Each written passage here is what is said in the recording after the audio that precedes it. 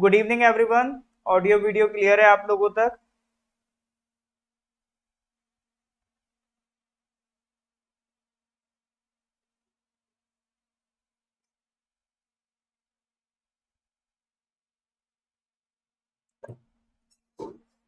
तो हेडिंग तो आपने पढ़ ही लिया होगा, टाइटल। आज हम अगस्त का करंट अफेयर्स स्टार्ट करने जा रहे हैं। तो अपना अगस्त का करंट अफेयर्स है, 100+ क्वेश्चंस हमें इसमें करने हैं। ठीक है जी। तो अब बेसिक बात यह है कि यूडीसी का एग्जाम नजदीक है, तो अब कुछ भी नया पढ़ने की जरूरत नहीं है, जितना रेडी हो गया उतना करके जाओ। उसके अलावा अगस्त की पीडीएफ तो धीरे धीरे कंप्लीट हो पाएगी, लेकिन क्वेश्चन आंसर मैंने अपलोड करवा दिए। तो अगस्त तक की पीडीएफ जो आपको डिस्क्रिप्शन में लिंक है, वहां से आप डाउनलोड कर सकते हैं। अगस्त 2022 तक की पीडीएफ आपको करंट अफेयर्स की प्रोवाइड की गई है वहां पर। बट ये है कि अभी उसमें 90 क्वेश्चंस हैं और उसके अलावा अभी एनालिसिस बाकी है। क्वेश्चन और आंसर उनके मिल जाएंगे। रही बात एनालिसिस की, वो भी धीरे धीरे कंप्लीट कर दी जाएगी। बट एटलीस्ट आपके एग्जाम से पहले कुछ काम तो बन ही जाएगा अपना उससे। ठीक है, बाकी एनालिसिस तो हम लोग धीरे धीरे कंप्लीट कर ही लेंगे। ऑलराइट सर, तो स्टार्ट करते हैं सर फिर आज के question number 1। Who is the author of a book journey of a nation 75 years of Indian economy, re-emerge, reinvest, re-engage? बताइए सर। एक किताब है journey of a nation 75 years of Indian economy, री इमर्ज, री invest, री engage. किसकी किताब है ये?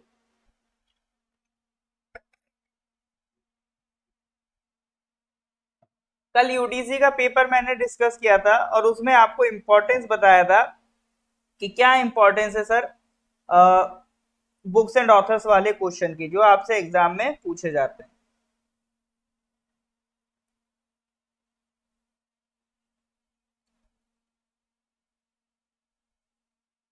हाँ जी सर।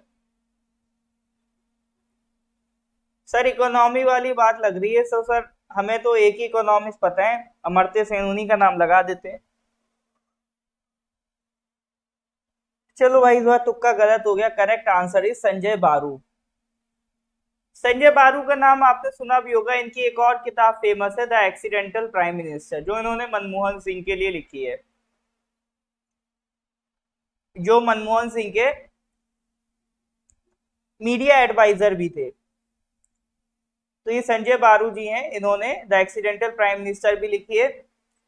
एक और इनकी किताब आई है, जर्नी ऑफ अ नेशन, ध्यान रखेंगे। ठीक है, नेक्स्ट क्वेश्चन पे आते हैं। Question number 2।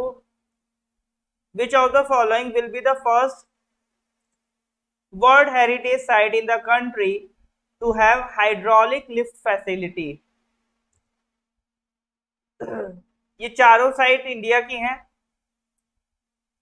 और चारों यूनेस्को की हेरिटेज साइट्स हैं। अजंता, एलोरा, ताजमहल, आगरा। लेकिन इनमें से किसी एक में हाइड्रोलिक लिफ्ट की फैसिलिटी करी गई है, तो वो नाम पूछ रहा है किसकी।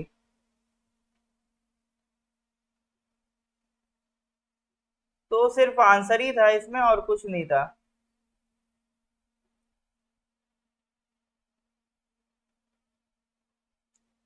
हाँ जी सर, ये बनना चाहिए, ये तो कई न्यूज में पढ़ा होगा। बाकी लोग क्या कर रहे हैं? बाकी लोग भी आंसर्स दीजिए। देखो, क्लास में अगर आप आए हैं तो कनेक्टिविटी बनानी पड़ेगी सर। ठीक है,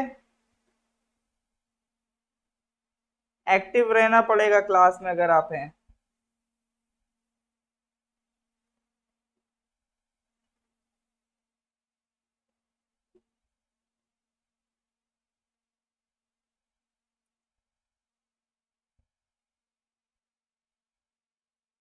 अरे डरने वाली बात क्या है? मेरे यहाँ सिर्फ मेरा आंसर दिखाई दे रहा है। मार्शल जी एक बार एक काम करिए, वीडियो को एग्जिट करके दोबारा से लॉग इन करिए, ठीक है, दोबारा से ओपन करिए।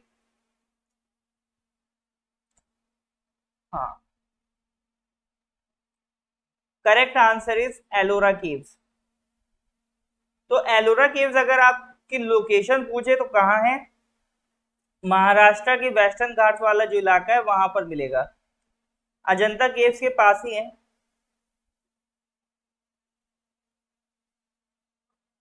यहाँ पर आपको ब्राह्मणिकल केव्स भी मिलेंगी, बुद्धिस्ट भी मिलेंगी और जैन केव्स भी मिलेंगी। टोटल 34 केव्स हैं, ठीक है। और ऐसा नहीं कि एक ही दिन में ये बन गया, इसका पूरा काम धीरे धीरे डेवलप होता रहा। 5th सेंचुरी और 11th सेंचुरी के बीच में कई सारे लीडर्स आते रहे, ब्राह्मण्स आते रहे तो वो अपना बनवाते रहे, बुद्धिस्ट आते रहे वो अपना बनवाते रहे, जैन्स आते रहे तो वो अपना बनवाते रहे, तो धीरे धीरे सबका कॉन्ट्रीब्यूशन बनते हुए ये इस तरह से एलोरा केव्स आपकी बन चुकी हैं, ठीक है। तो यहाँ पे हाइड्रोलिक लिफ्ट की फैसिलिटी लगाई जा रही है। तो ये आपका यूनेस्को की वर्ल्ड हेरिटेज साइट में भी आती है, ठीक है। The most remarkable of the cave temples is Kailasa. देखो इसमें जो 34 केव्स हैं, इसमें जो सबसे रिमार्केबल, सबसे बेहतरीन जो बोली जाती है, केव नंबर 16 कैलासा बोली जाती है, ठीक है। जो कैलाश रेंज माउंटेन है उसके नाम पे रखी गई है, जहां पे हिंदू गॉड शिवा रिसाइड करते हैं, ठीक है। और ये आपका जो ये आप इस तरह से केव देख रहे हो ना, ये किसी को जोड़ के नहीं बनाए गए हैं। ये एक बड़ा सा पत्थर हुआ करता था, उस पत्थर को काट काट के ये केव्स बनाई गई हैं। ये इनकी खासियत है, ऐसा नहीं था कि ये ब्रिक्स के थ्रू ये पूरा क्रिएट किया गया है, ठीक है। तो ये कंस्ट्रक्टिव नहीं बना, ये डिस्ट्रक्टिवली बना, यानी बड़ा सा पत्थर था उसमें इसको तोड़ तोड़ के आर्किटेक्ट नक्काशी कर करके इसको बनाया गया। तो ये इसकी स्पेशलिटी है, ठीक है।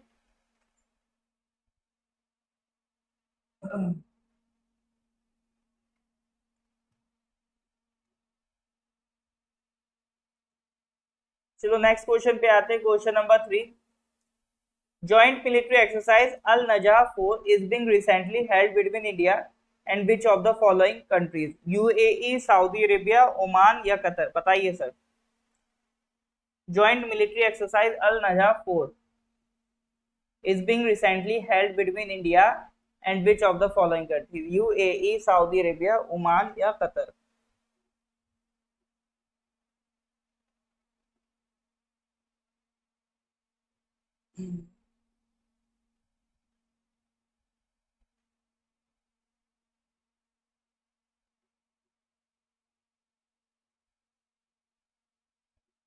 हाँ जी, जो अल नजा 4 एक्सरसाइज है ये हम ओमान के साथ कर रहे हैं, ठीक है। किसके साथ कर रहे हैं सर, ओमान के साथ। ओमान की अगर लोकेशन देखोगे तो ये जो अरेबियन पेनिनसुला है, तो ये सब तो सऊदी अरेबिया का पार्ट है। सऊदी अरेबिया के नीचे दो कंट्रीज मिलेगी, यमन और ओमान। ये गल्फ ऑफ ओमान है। ओमान के एक फेमस शहर है मस्कट, जो इसकी कैपिटल भी है। अच्छा, ओमान में एक ये जैसे ये यूएई वाला इलाका है ना, तो यूएई के अंदर एक छोटा सा इलाका पड़ता है, ये भी ओमान का पार्ट है, ठीक है। तो ये ध्यान रखिएगा, ये एक पेनिनसुला है, इसको कहते हैं मुसंडम पेनिनसुला। मुसंडम पेनिनसुला ये भी ओमान का ही पार्ट है, ठीक है। तो इसको थोड़ा सा ध्यान रखिएगा, मुसंडम पेनिनसुला ये किसका पार्ट है सर, ओमान का ही पार्ट है। ओमान से थोड़ा अलग है, ठीक है। इसीलिए इसको एनक्लेव कहेंगे ना, एनक्लेव। एनक्लेव क्या होता है, मान लो कोई कंट्री है इंडिया, ये बांग्लादेश, ठीक है। तो ये बांग्लादेश, ठीक है। तो मान लो इंडिया का कोई हिस्सा बांग्लादेश के अंडर हो, ठीक है, कंप्लीटली बांग्लादेश के अंडर हो, तो लेकिन ये है तो इंडिया की टेरिटरी, तो ये कहलाएगा इंडियन एनक्लेव। इसी तरह से मान लो बांग्लादेश की कोई टेरिटरी कंप्लीटली इंडिया के अंदर हो, तो ये कहलाएगी बांग्लादेशी एनक्लेव। मतलब कोई फॉरेन प्रॉपर्टी जब दूसरी प्रॉपर्टी, अपनी प्रॉपर्टी किसी दूसरी प्रॉपर्टी के अंदर पूरी तरह से कंप्लीट दिखे, तो वो एनक्लेव कहलाता है। इसी तरह से ये जो ओमान का एरिया है ये कंप्लीटली यूएई के अंदर है, चारों तरफ से बॉर्डर ये यूएई से बना रहा है, तो ये उनका एनक्लेव है। इज दैट क्लियर और नॉट? हाँ जी सर, यहां तक कोई डाउट हो तो बताइए। समझ में आ रहा है क्या बातें चल रही हैं?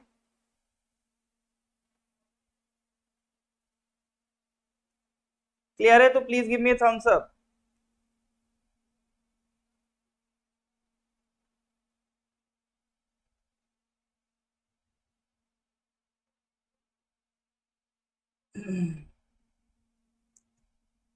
ऑलराइट सर,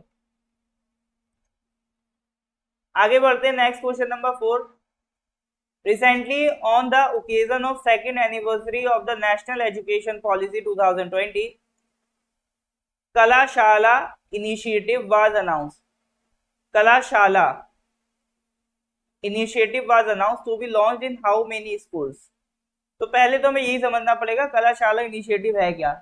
तो पहले आप इसका आंसर दे दो कि कलाशाला इनिशिएटिव जो एज पर द न्यू एजुकेशन पॉलिसी या फिर नेशनल एजुकेशन पॉलिसी 2020 के तहत बना है, उसमें कितने स्कूल चुने गए हैं?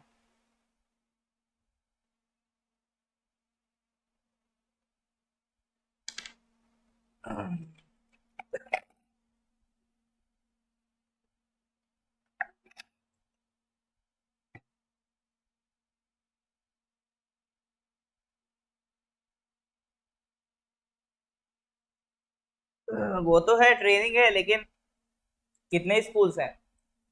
टोटल 750 स्कूल्स चुने गए हैं, ठीक है। तो कलाशाला इनिशिएटिव का काम क्या होगा, जो वेरियस आर्ट फॉर्म्स हैं इंडिया में डिफरेंट डिफरेंट जगह पर, तो उसके बारे में स्टूडेंट्स को हम अवेयर करेंगे, उनको इसके बारे में सिखाएंगे। तो ये कलाशाला इनिशिएटिव है इंडर नेशनल एजुकेशन पॉलिसी 2020, ठीक है। Next question number 5। एक स्पीशी है, उसका नाम है अन्नामलाई रीड टेल। एक पीची वाइल्ड लाइफ सेंचुरी में वो ढूंढी गई थी। तो ये पीची वाइल्ड लाइफ सेंचुरी कहाँ मिलेगी? अन्नामलाई रीड टेल कहाँ है? पीची वाइल्ड लाइफ सेंचुरी में। सवाल है कि पीची वाइल्ड लाइफ सेंचुरी कहाँ मिलेगी? करेक्ट आंसर बताइए।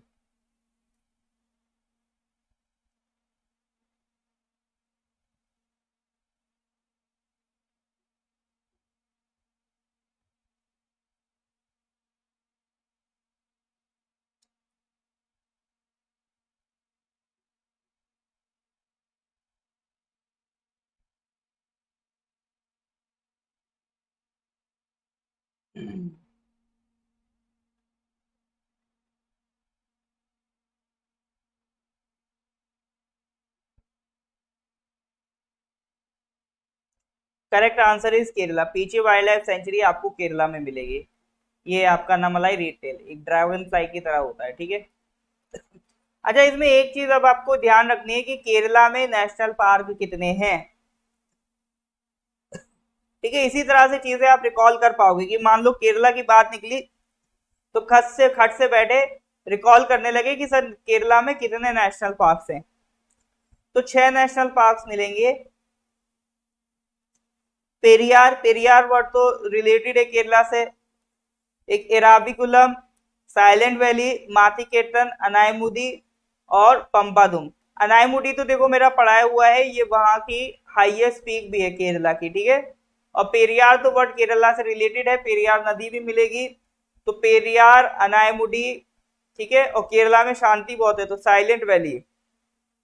एराविकुलम घूमने की जगह है। तो ये चार तो ऐसे ही याद हो जाएंगे, पेरियार, एराविकुलम, साइलेंट वैली और अनायमुदी। ये चार तो ऐसे ही याद हो जाते हैं कि ये किससे रिलेटेड है? केरला से रिलेटेड है।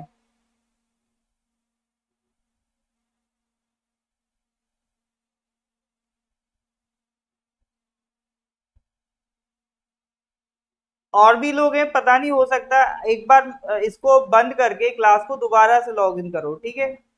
अगर और लोगों के कमेंट आपको नहीं दिख रहे हैं, लोग तो हैं 80 प्लस हैं, तो आप क्या करो, बंद करके कमेंट दोबारा से, वो इसको दोबारा से ओपन करो।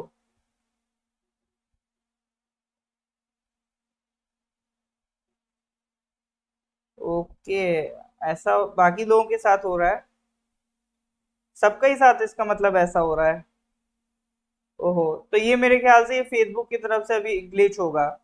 कोई दिक्कत नहीं, अभी बस 5 क्वेश्चन और कर लीजिए, फिर इसके बाद से हो सकता है अभी फेसबुक का ग्लिच हो, नेक्स्ट क्लास से कमेंट करेंगे, ठीक है। कोई दिक्कत नहीं। बस अभी आप मान के चलो, आपको मैं इंडिविजुअली पढ़ा रहा हूँ, ठीक है, अभी मान के चलो 5 क्वेश्चन तो हमने कर ही लिए हैं।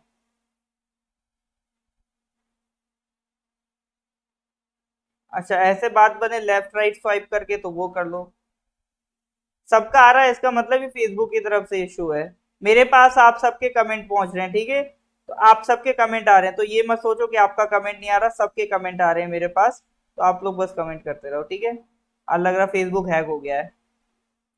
तो भैया हम बात कर रहे थे केरला के नेशनल पार्क की। 6 नेशनल पार्क हैं, याद रहेंगे कि नहीं? Periyar, Eravikulam, Silent Valley, Mathikettan, Anamudi, Pambadum. Yes और नो? हाँ जी सर, ये सारे नेशनल पार्क याद रहेंगे कि नहीं रहेंगे?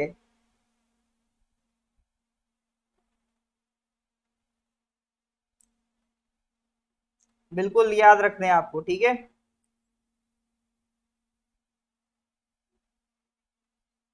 आ जाओ sir, question number 6। Exercise Vinbax 2022 is being held between India and which of the following countries? Vinbax नाम की एक्सरसाइज है, India and which of the following countries के बीच में हो रही है। इंडिया और दूसरा कंट्री कौन सा है? बताइए, आप सबके कमेंट मेरे पास आ रहे हैं। आप सबके कमेंट मेरे पास आ रहे हैं।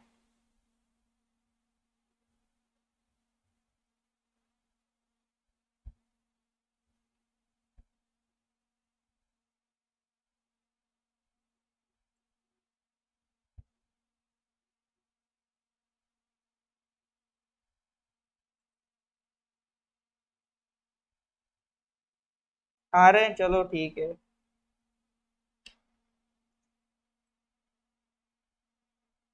एक्सरसाइज विन बैक्स जो है वो किसके साथ हो गई है? Is being held between India and which of the following countries?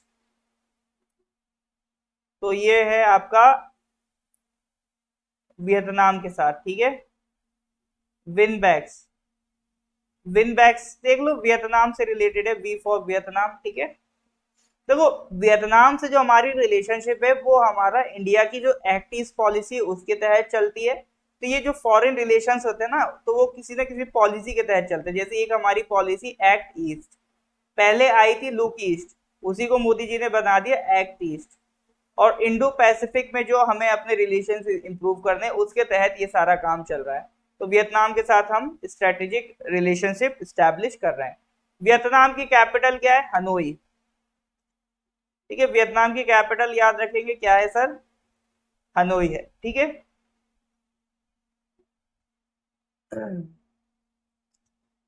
Question number 7। Recently police force of which of the following state receive the president's colours award? Fan page bullet जी हम लोग नहीं देते, वो अपने आप फेसबुक ऑटोमेटिक दे देता है। जो लोग ज्यादा एक्टिव थे, एक्टिव रहते हैं, उनको अपने आप फेसबुक अपनी तरफ से प्रोवाइड कर देता है। क्वेश्चन 5 में आतू जी क्या डाउट है? पीची वाइल्ड लाइफ सेंचुरी पूछ रहा है, कहाँ पर है? इसमें क्या डाउट है आपको?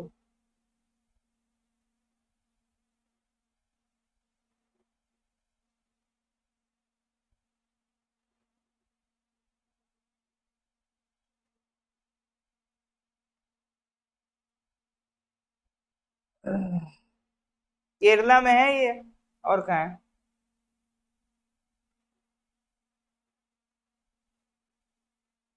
क्यों नहीं है भैया? गूगल कर लेना, मिल जाएगी, ठीक है। मिल जाएगी, केरला में मिल जाएगी।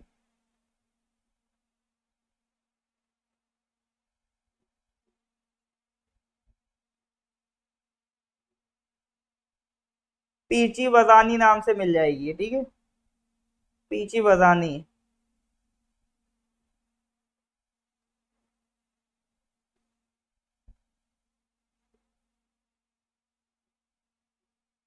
अच्छा, ऑप्शंस में नहीं है? अरे भैया, ये क्या लिखा, क्या लिखा है? ये क्या लिखा है? ये केरला नहीं लिखा है क्या?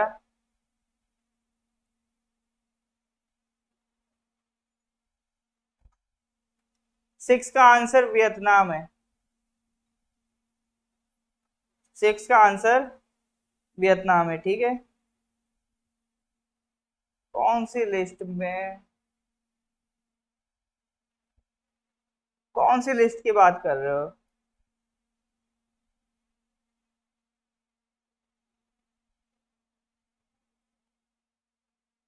अरे भाई, ये नेशनल पार्क्स की लिस्ट है और ये वाइल्ड लाइफ सेंचुरी है। मैंने कहा जब वाइल्ड लाइफ सेंचुरी की बात निकली तो नेशनल पार्क्स भी पढ़ लो। थोड़ा सा अलर्ट रहिए क्लास में। नेशनल पार्क्स अलग होते हैं और वाइल्ड लाइफ सेंचुरी अलग होती है, ठीक है? तो ये नेशनल पार्क्स हैं आपके। ये जो लिस्ट है ये नेशनल पार्क्स की लिस्ट है, वाइल्ड लाइफ सेंचुरी की नहीं है। वाइल्ड लाइफ सेंचुरी तो बहुत सारी होती है, वो सब याद नहीं करनी होती, नेशनल पार्क याद करने होते हैं, ठीक है? विन बैक्स एक एक्सरसाइज है, ठीक है, इंडिया और वियतनाम के बीच में। India and Vietnam share a comprehensive strategic partnership and defence cooperation, ठीक है? तो विन बैक्स क्या है? एक्सरसाइज है बिटवीन इंडिया एंड वियतनाम। अब ठीक है ना? अब तो किसी को कोई डाउट तो नहीं है? देकार जी देखिए, जल्दी है तो फिर उसके लिए आप YouTube पे जब ये अपलोड हो जाएगा तो 1.5 टाइम्स स्पीड करके देख लीजिएगा। यहाँ पे अगर सब लाइव है तो हमें सबके कंसर्न्स लेके चलने पड़ते हैं, ठीक है? क्योंकि अगर मैं सिर्फ सिंपली सॉल्व करता चला जाऊंगा तो फिर उसके उससे बेटर है मैं रिकॉर्डेड ही दे दूं। कमेंट में कुछ प्रॉब्लम चल रही है, ठीक है? कमेंट में कुछ प्रॉब्लम चल रही है तो आज बियर कर लीजिए, ये फेसबुक की तरफ से दिक्कत है, ठीक है? चलो जी, नेक्स्ट क्वेश्चन नंबर आ जाओ, question number 7। Recently police force of which of the following state receive the president's colour award? Gujarat, Kerala, Tamil Nadu या कर्नाटक? बताइए सर।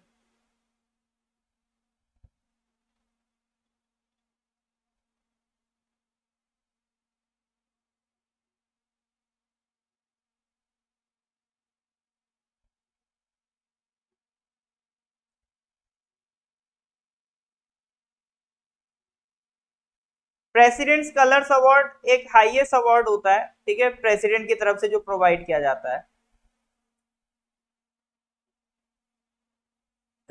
तो जो भी फोर्सेस होती हैं उनको ये अवार्ड दिया जाता है, president's colours award. It is a type of award जो मतलब टॉप जो अवार्ड दिए जाते हैं फोर्सेस को, उनमें से एक काउंट किया जाता है। तो ये किस स्टेट की पुलिस फोर्स को अभी दिया गया था? तो करेक्ट आंसर इज तमिलनाडु, ठीक है? तो तमिलनाडु की पुलिस फोर्स को दिया गया था। अच्छा, अभी वो भी अपने पुराने यूडीसी वाले तो है ना, टीजीटी पीजीटी वाले, तो हाईएस्ट पीक जरा मेरे को तमिलनाडु की बताना। आज ही मॉर्निंग में पढ़ा है मैंने उन्हें। तमिलनाडु की हाईएस्ट पीक क्या थी sir?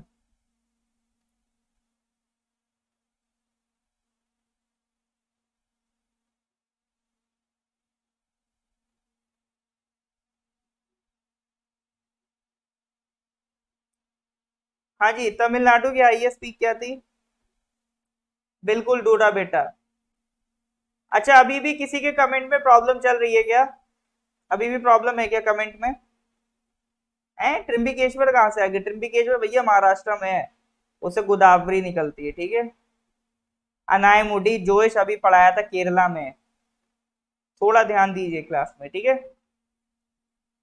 Question number 8। Recently Indian air force has announced to take part in exercise Pitch Black 2022।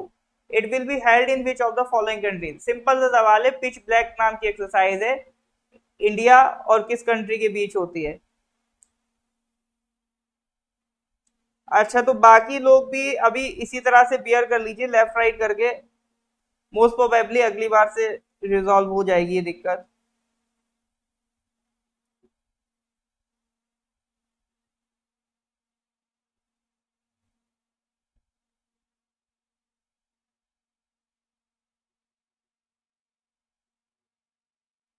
चलो, आपको अपना तो दिख ही रहा है ना। मेरे पास सबके कमेंट आ रहे हैं, ठीक है? तो उसमें निश्चिंत रहिए आप सबके कमेंट्स मेरे पास आ रहे हैं।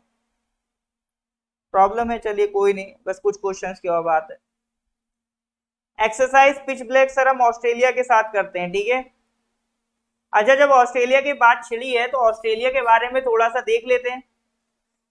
ऑस्ट्रेलिया को अगर आप कैटेगराइज करोगे तो कितने हिस्सों में बांट सकते हो? 1 2 3 4 5 6, 6 हिस्सों में। 6 प्रोविंसेस हैं सर ऑस्ट्रेलिया के। ओहो, एक मिनट रुकेगा, आज कुछ चल रहा है, आज आज काम थोड़ा सा ढीला ही हो रहा है।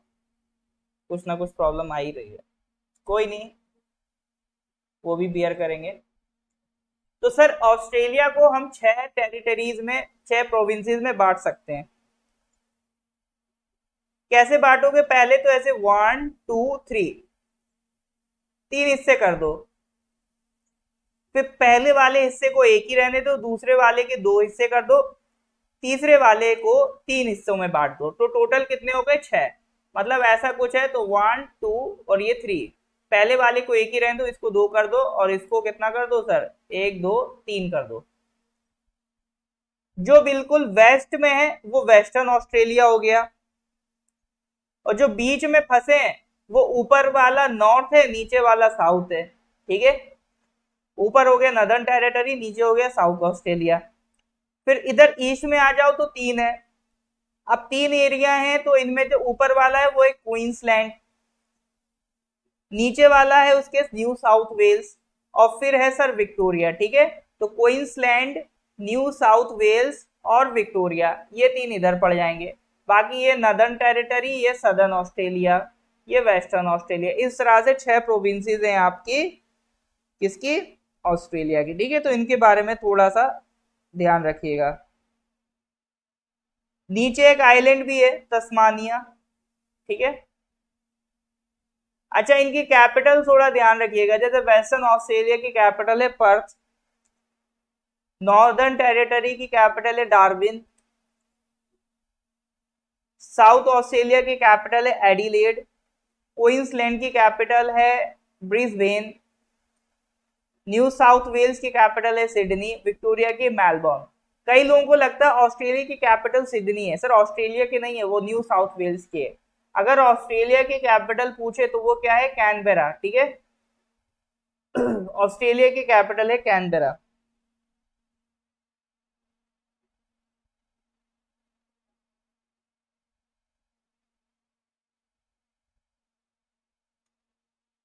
ठीक है सर,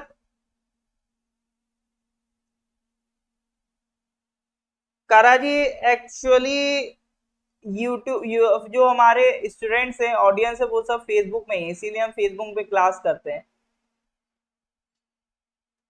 आप एक फेसबुक ऐप में लॉगिन करके छोड़ दो और उसमें नोटिफिकेशन कर दो उस ऐप की बंद। ठीक है, सिंपल। तो जब क्लास हो तभी उसको यूज करो,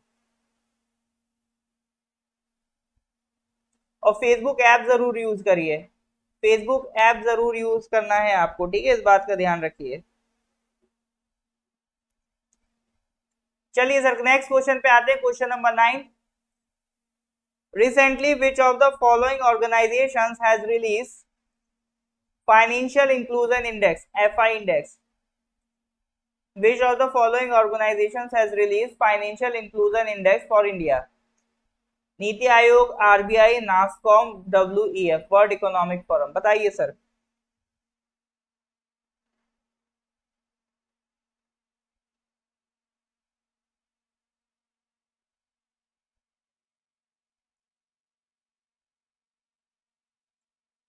Recently, which of the following organizations has released Financial Inclusion Index for India?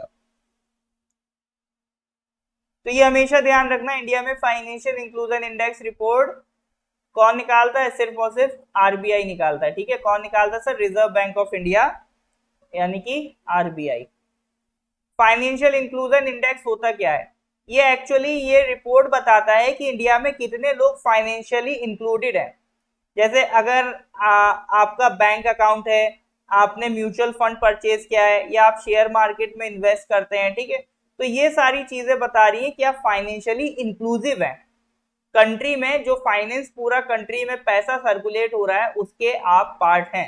अब मान लो आपका कहीं ऊपर पहाड़ में कोठी हो, एक झोपड़ी हो, उसी में आप रहते हो, सिर्फ कैश यूज करते हो, ना ही आपका कोई बैंक अकाउंट है, ना ही कोई आपकी सेविंग्स है, ना ही कोई आपका इन्वेस्टमेंट है, तो आप फाइनेंशियली इंक्लूडेड नहीं कहलाएंगे। तो अभी भी इंडिया में ऐसे लोग हैं जो कंप्लीटली फाइनेंशियली इंक्लूडेड नहीं है, इसीलिए सरकार अलग अलग स्कीम्स लाती है, जैसे जन धन योजना। तो फाइनेंशियली इंक्लूड कैसे होंगे? अगर लोगों के बैंक अकाउंट्स होंगे। तो अभी भी कई लोगों के, कई गरीब लोगों के जो बैंक अकाउंट्स नहीं है, उसके लिए सरकार ने योजना चलाई थी, जन धन योजना, जिसमें जीरो सेविंग पे अकाउंट सरकार जीरो सेविंग पे सरकार अकाउंट ओपन कर देती है, ठीक है। अब इसमें यहाँ पर सीन क्या बनता है, जीरो सेविंग पे आपका अकाउंट ओपन हो जाता है। बाकी जैसे अगर आप बनवाने जाएंगे अकाउंट तो कुछ ना कुछ मिनिमम सेविंग होना चाहिए, लेकिन जनधन योजना में वो जरूरत नहीं है। तो ये सब स्टेप्स किस लिए उठाए गए हैं, ताकि फाइनेंशियली इंक्लूड किया जा सके। और उसकी जो रिपोर्ट है वो कौन बनाता है सर, आपका आरबीआई।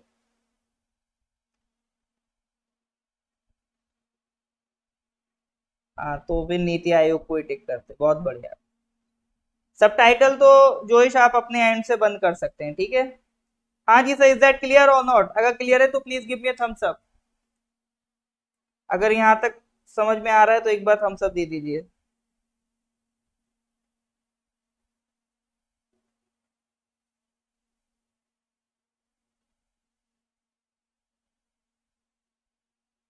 फिर आगे बढ़ते हैं। Question number 10। Recently, which of the following states has launched Mission Bhumiputra to issue digitalized caste certificates to students? ठीक है। यानी अब एक तरीके से सरकार कोशिश क्या कर रही है, जो भी आपके वर्क हैं गवर्नेंस के, जैसे सर्टिफिकेट देना हुआ, ठीक है, आपको आईडी प्रूफ वगैरह देना हुआ, सब डिजिटली करी जाए। तो इसीलिए एक स्टेट है उसने मिशन चलाया भूमिपुत्र, उसके तहत कास्ट सर्टिफिकेट डिजिटली सरकार देगी अब। तो कौन सा स्टेट है? आतू जी कह रहे हैं गुजरात है। ओके, आसाम और गुजरात। बाकी लोग, ये आसान है आपके लिए, ठीक है, ये बन जाना चाहिए। ऐसे नहीं कि बिल्कुल आंख बंद करके तुक्का मार दो, कुछ तो दिमाग लगा के करना है सर, ठीक है, तभी फायदा होगा। चलो sir, correct answer is Assam. ठीक है, मिशन भूमिपत्र, सॉरी, मिशन भूमिपुत्र कहाँ चल रहा है? आसाम में चल रहा है। तो कास्ट सर्टिफिकेट इश्यू किए जाएंगे, ठीक है सर। चलो जी, तो आज मैं देख रहा हूँ ज्यादा ही प्रॉब्लम चल रही है, तो आज फिर यहीं तक रखते हैं, इसके आगे नेक्स्ट क्लास में कंटिन्यू करेंगे, ठीक है। आज एटलीस्ट मैं सोचा कम से कम 10 क्वेश्चन तो करा दूं, तो इसके आगे नेक्स्ट क्लास में कंप्लीट करेंगे। तो अगर यहाँ तक अगर आपको समझ में आ रहा है तो एक बार वीडियो को लाइक जरूर कर दीजिए, ठीक है। पीडीएफ लिंक नॉट वर्किंग, यहाँ से वर्क नहीं करेगा अभी। मैं चेक कर लूँ, अभी क्लास एंड होने के बाद डिस्कशन से डाउनलोड कर लेना आप, ठीक है। यहाँ से तो वर्क कर रहा है पीडीएफ। बाकी लोगों के लिए पीडीएफ लिंक काम कर रहा है, अदरवाइज मैं दोबारा से उसको कर दूंगा, ठीक है। दोबारा से लिंक डाल दूंगा, अगर दिक्कत होगी तो दोबारा से लिंक डाल दूंगा मैं, ठीक है। चलो सर, फिर मिलते हैं नेक्स्ट क्लास में। लेक्चर अच्छा लगा हो तो please do like the lecture. Link मैं दोबारा अपलोड कर दूंगा, ठीक है।